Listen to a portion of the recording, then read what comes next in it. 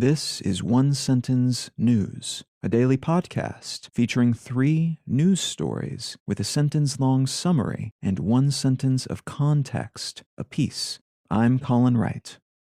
This is a sponsored message. I've been using Anchor as my podcast host for a while now, and it's been a pleasure to use. Anchor offers benefits that most other hosts do not. It's free to use, but it also has a collection of tools that allow you to create a podcast completely within the Anchor website or smartphone app. They distribute your show to Apple Podcasts, Spotify, and all the other distribution channels without any additional effort on your part, and you can make money from your podcast without any minimum audience size. So you can use it as a more traditional podcast host like I do, but it's also got everything you need to start a podcast from scratch. If you're keen to give it a shot, download the free Anchor app or go to anchor.fm to get started. It's Thursday, October 6th, 2022. Let's talk about the news. From Reuters, OPEC Plus agrees to deep oil production cuts.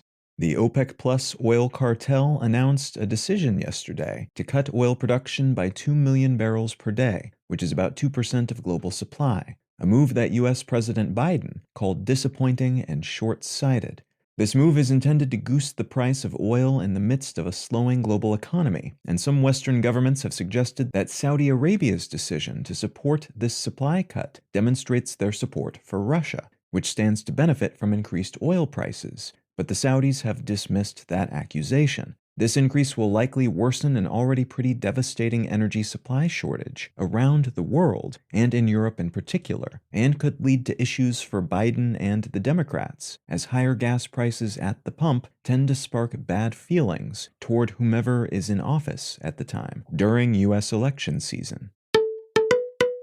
From Bloomberg, Apple will be forced to use new charger after EU votes for USB-C. Europe's parliament has voted to force companies wanting to do business in the EU to adopt the USB-C charging standard, rather than using their own special charging ports, in order to reduce technology waste and save consumers money. This will mostly impact Apple, which has already started shifting its product line away from its proprietary Lightning charging standard, and which will need to complete that transition, mostly just for its iPhone line at this point, by the fall of 2024.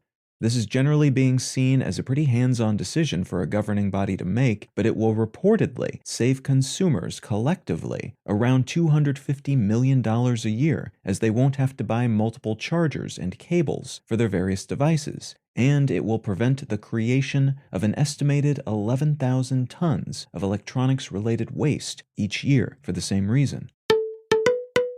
And from the Wall Street Journal, U.S. job openings fell in August, layoffs up slightly. The new job openings and labor turnover survey, or JOLTS report, was released by the U.S. Bureau of Labor Statistics on Tuesday, and it says that job openings fell by about 10% and layoffs are up a bit. And this followed a report in August that showed hiring numbers are also down compared to where they've been, even if they're still fairly strong in historical context.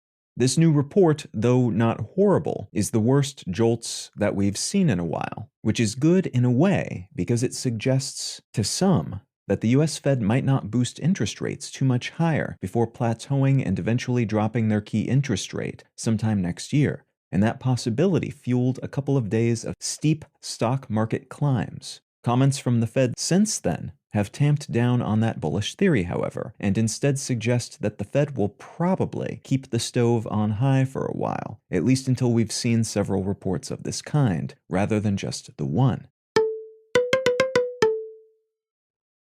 If you're finding some value in One Sentence News, consider leaving a quick review wherever you get your podcasts and/or sharing the show with a friend. You can find out more about this show or subscribe to the email version at onesentencenews.com, and you can support this and other related projects, like the Let's Know Things and Brain Lenses podcasts, at understandery.com.